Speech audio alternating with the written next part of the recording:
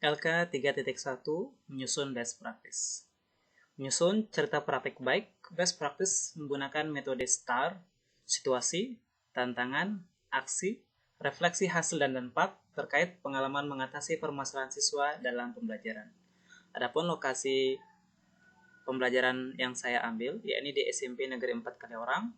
Tujuan yang ingin saya capai, yakni bagaimana meningkatkan motivasi, literasi, dan numerasi peserta didik dalam pembelajaran matematika dengan model problem-based learning.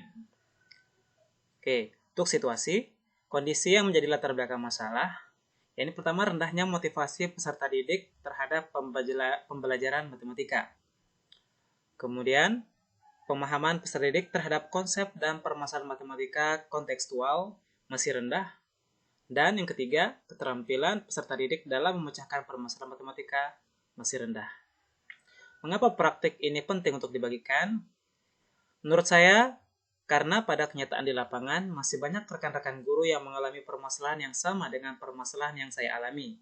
Sehingga dengan praktik baik pembelajaran ini diharapkan selain memotivasi diri saya sendiri dalam meningkatkan kualitas pembelajaran matematika, juga diharapkan dapat menginspirasi serta dapat dijadikan referensi bagi guru lain dalam meningkatkan motivasi, literasi, dan numerasi peserta didik dalam pembelajaran matematika, serta dapat meningkatkan kualitas pembelajaran matematika yang lebih aktif, inovatif, kreatif, efektif, dan menyenangkan.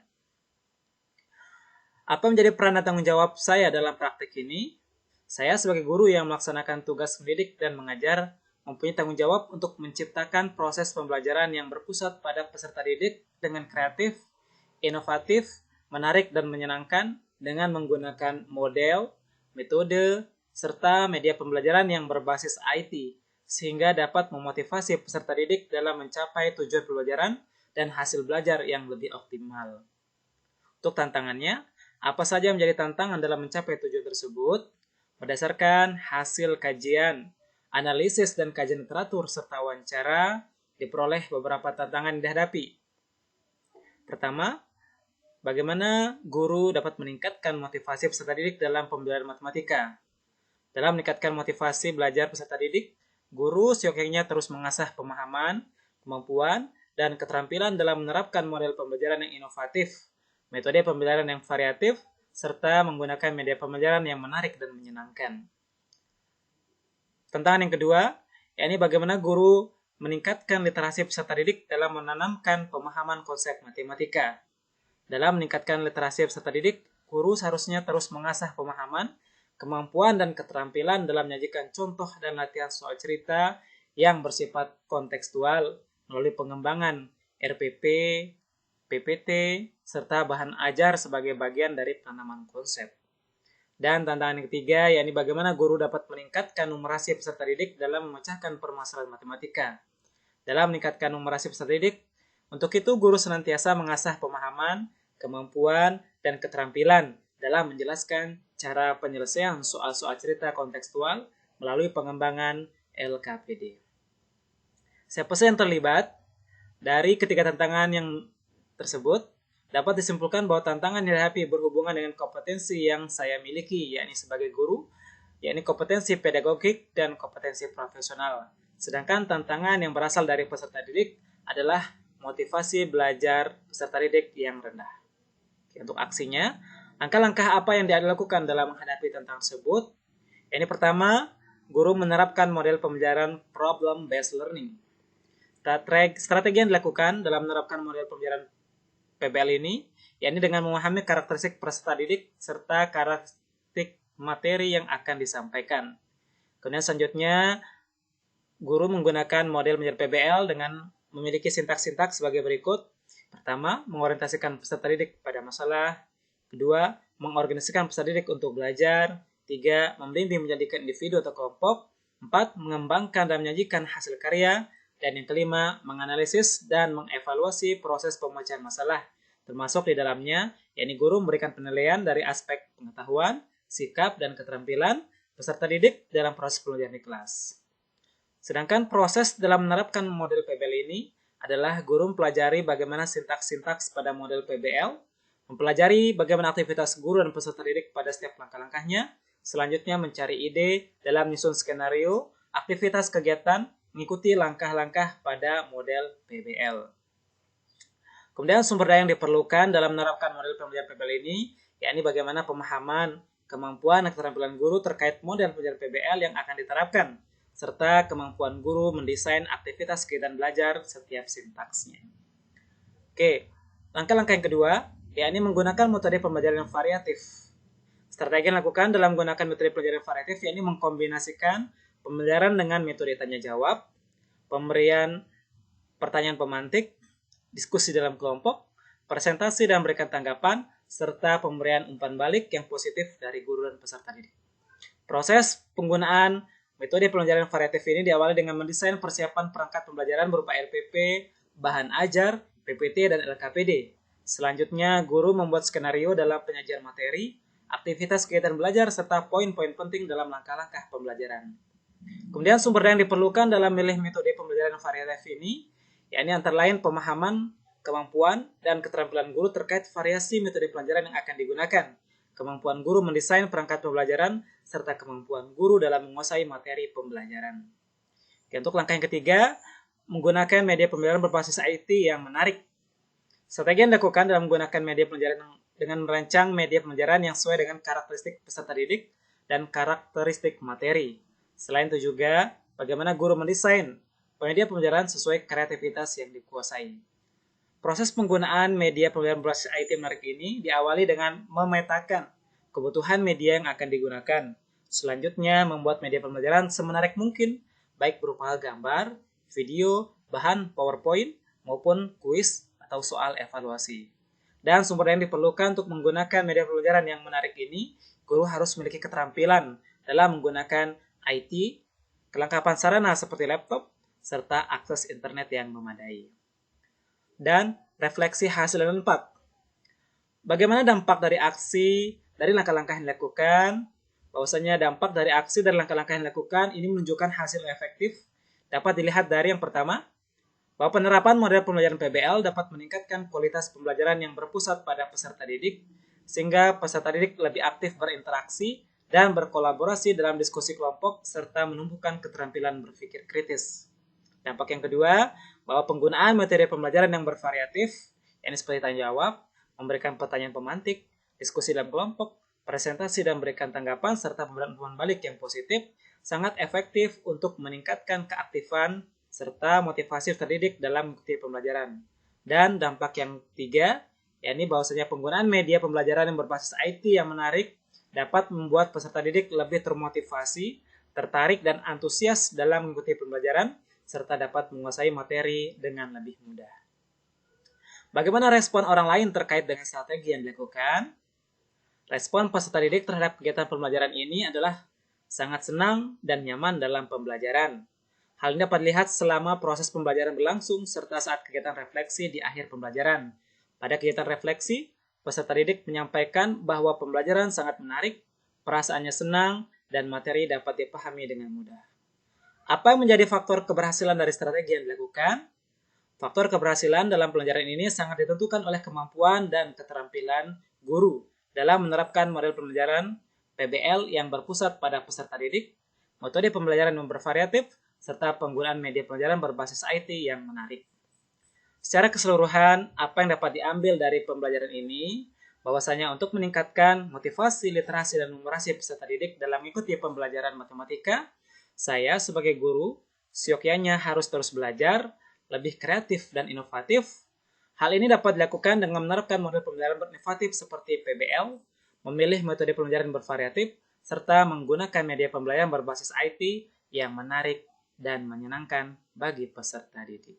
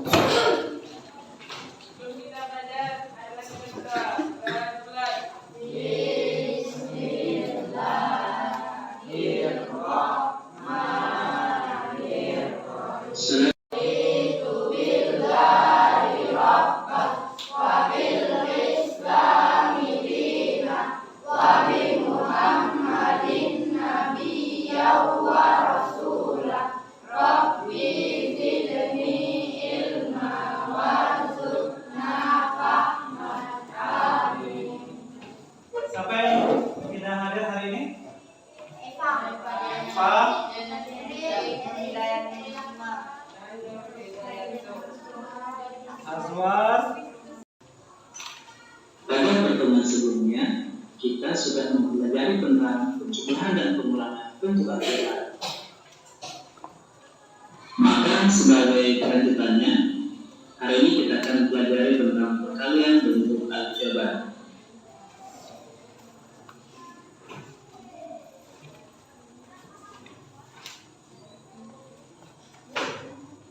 Adapun tujuan pembelajaran kita kali ini adalah, perhatikan ke Bapak, ke depan dulu. Oke, tujuan pembelajaran kita hari ini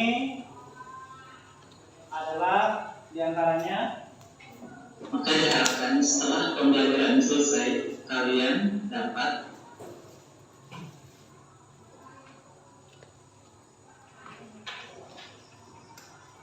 menentukan hasil perkalian bentuk aljabar dengan tepat, serta menentukan hasil dari permasalahan kontekstual terkait operasi perkalian bentuk aljabar dengan benar. oke, tidak hanya kita menentukan hasil perkalian, tapi juga bagaimana permasalahan kontekstual sehari-hari bisa juga kita kerjakan dengan persamaan perkalian bentuk aljabar. Oke, sama halnya dengan penjumlahan pengurangan aljabar. Jadi jika kalian mempelajari materi perkalian bulat, ya, jika kalian sudah memahami, jadi permasalahan sehari-hari yang terkait dengan perkalian bulat seperti menentukan luas lahan, menentukan hasil produksi, ya, itu bisa kita kuasai jika kalian juga menguasai perkalian bilangan bulat, ya. Saya memiliki sawah berbentuk persegi panjang. Untuk apa sawahnya?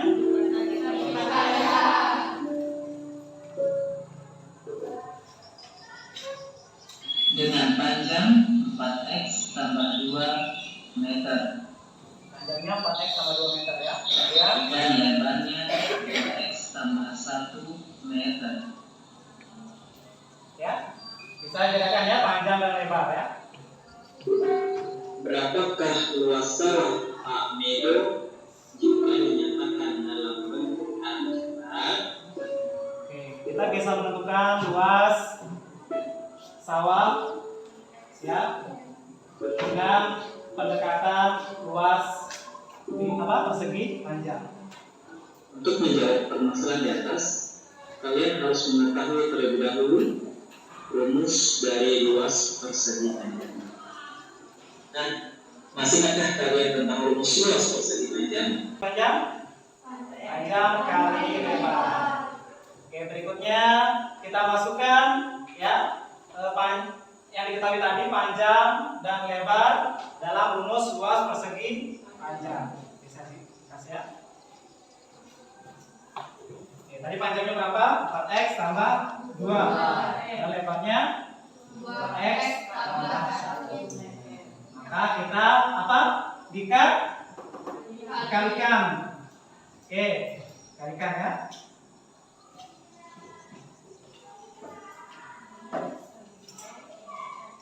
Kita menggunakan sifat distributif perkalian.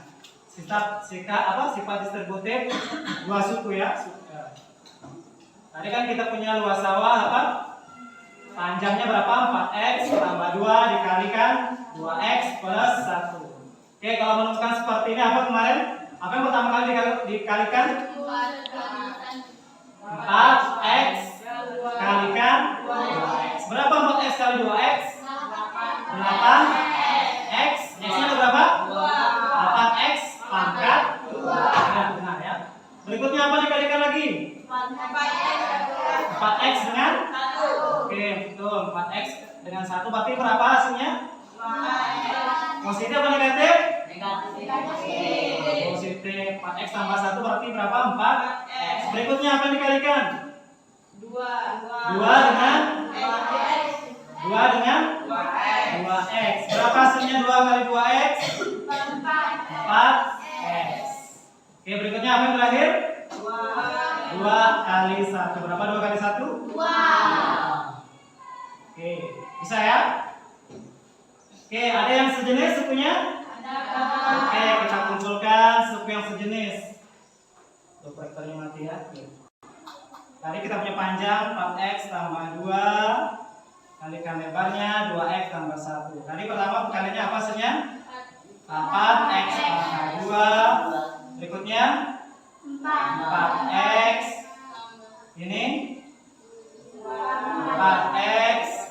Kemudian ini 2. Gimana yang sejenis? 4x dengan 4x. Berapa 4x tambah 4x? 8x.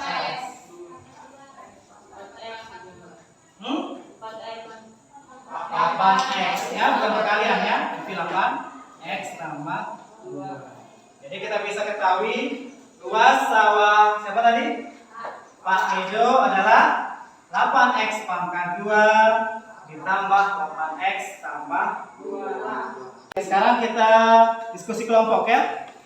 Yang baris 1 balik, yang baris 3 juga balik kursinya, badannya balik.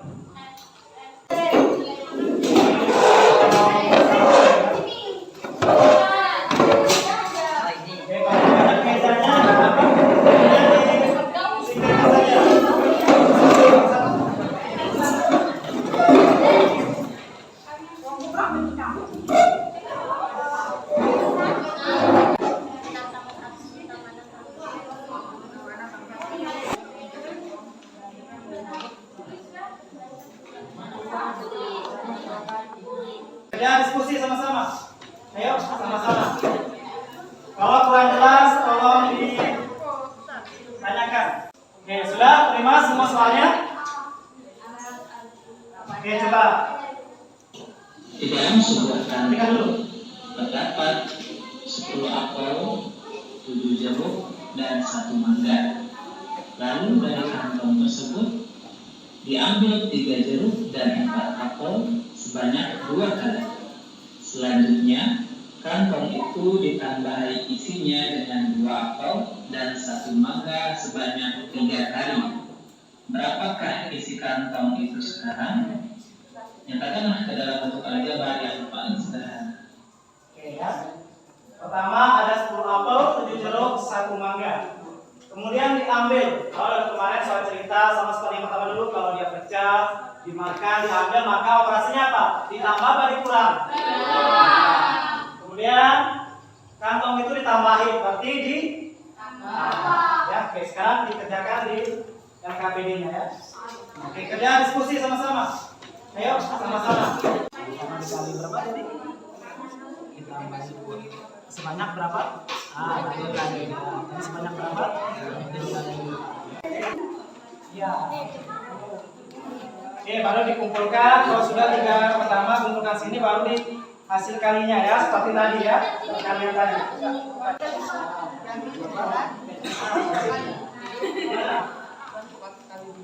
Banyak ya. Diambil sebanyak 2 kali. 7 jeruk apa? Betul ya. Ini dikali berapa? Ya, sebanyak 2 kali.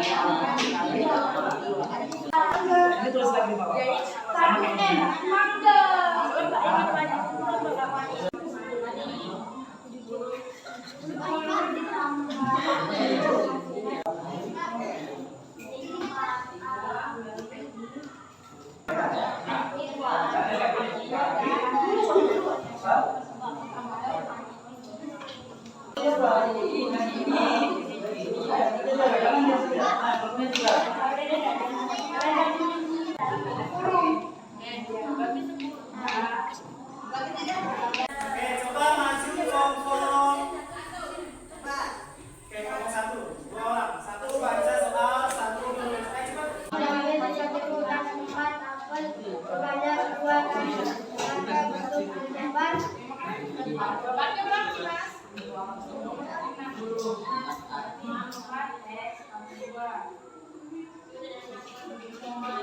Coba dibaca apa jawabannya? Coba dibaca apa jawabannya? 2x. Kok 2x? 2 kali 3J tambah A. Ada yang jawabannya sama? Jawaban sama siapa? Yang berbeda? Sama apa berbeda? Sama? Oh sama. Oke, beri tangan dulu buat temannya.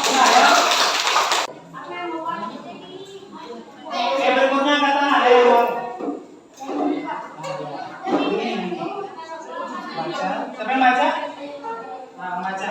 Yang saya tulis. Tambahin 2 apel dan 1 mangga sebanyak 3 kali, maka bentuk aljabar Apa bentuk aljabarnya? 3 kali 2A 2A tambah 1N. Ada yang berbeda? Apa jawabannya? 2A tidak kali 2A. Sama? Oke, beri tangan dulu teman-teman. Benar ya? Ada yang lainnya? Ada yang berbeda dari jawabannya yang lain? Hah? Oke, kelompok ini kelompok apa? Yang berbeda, coba yang berbeda dari kelompok ini coba. Oke,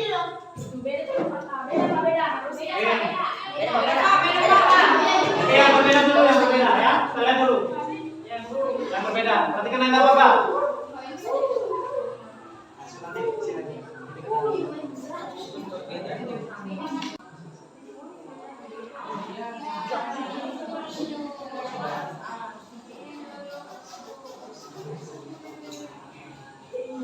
Oke, coba lihat.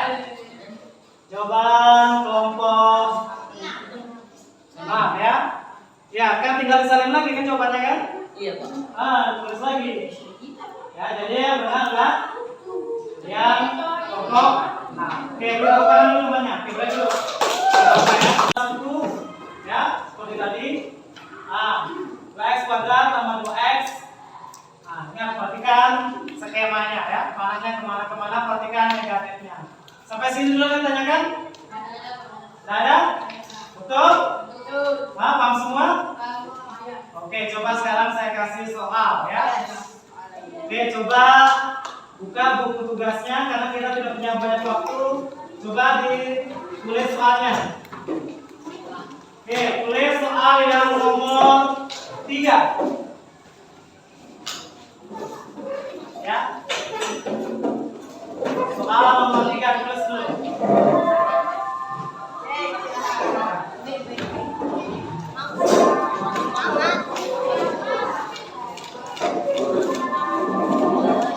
Soal nomor 3. Yang nggak usah pakai kertas, di buku tugasnya saja.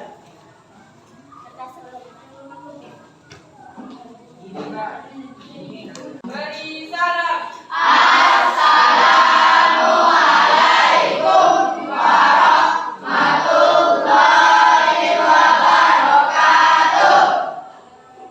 Waalaikumsalam warahmatullahi wabarakatuh.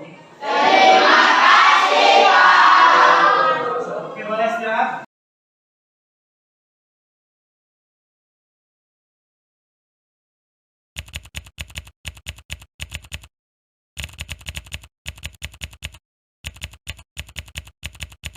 Ya, menurut saya sangat sesuai karena memanfaatkan IT sebagaimana tuntutan zaman sekarang ini, abad 21, kurikulum abad 21, guru diharapkan bagaimana menggunakan IT semaksimal mungkin. Tujuannya apa? Supaya peserta didik itu mengikuti proses pembelajaran itu lebih tertarik. Karena memang zaman ini tuntutannya dan anak-anak memang senang dengan IT. Nah, dan selama pengamatan saya amati, mahasiswa PPL menggunakan IT dengan baik.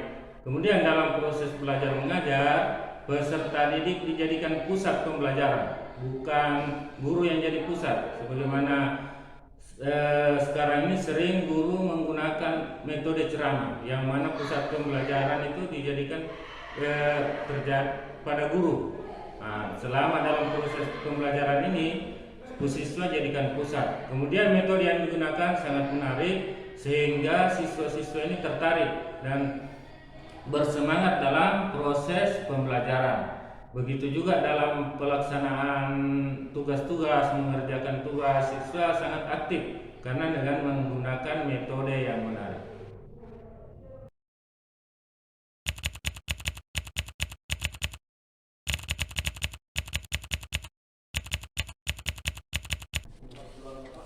Menurut pengamatan saya, pembelajaran yang dilakukan di kelas itu sudah sangat baik dan sudah sesuai dengan struktur yang ada di RPP.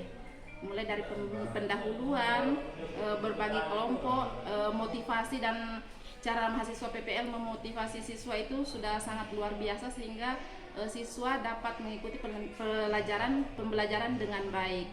Dan struktur di RPP sudah sangat sesuai dengan apa yang dilaksanakan di kelas. Dan pada pembelajaran kali ini anak-anak sangat antusias karena mahasiswa PPL menggunakan teknologi yang sesuai dengan zaman sekarang zaman teknologi. Jadi mahasiswa PPL sudah menggunakan teknologi dalam pembelajaran di kelas, misalnya menggunakan Infokus dan menggunakan media-media yang dapat merangsang anak untuk atau dapat memotivasi anak untuk mengikuti pembelajaran dengan baik. Mungkin seperti itu pengamatan saya.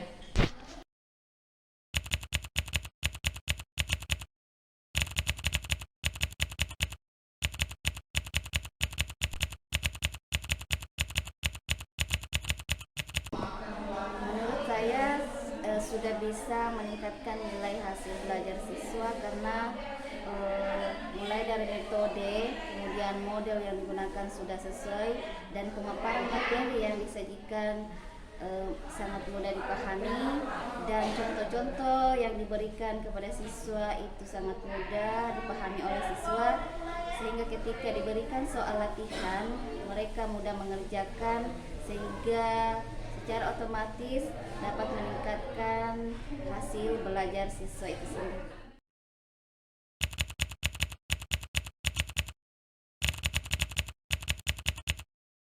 Menurut saya pembelajarannya cukup menyenangkan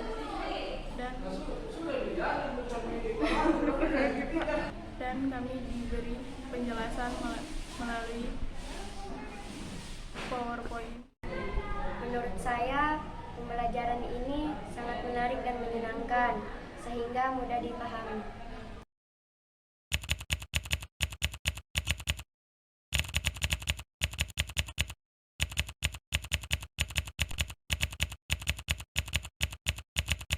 Ya, saya sangat semangat untuk belajar matematika karena berdiskusi di kelas, berdiskusi kelompok, dan maju presentasi di depan kelas, kemudian tanya jawab bersama teman dan guru, sehingga pembelajaran matematika ini sangat mudah untuk dipahami.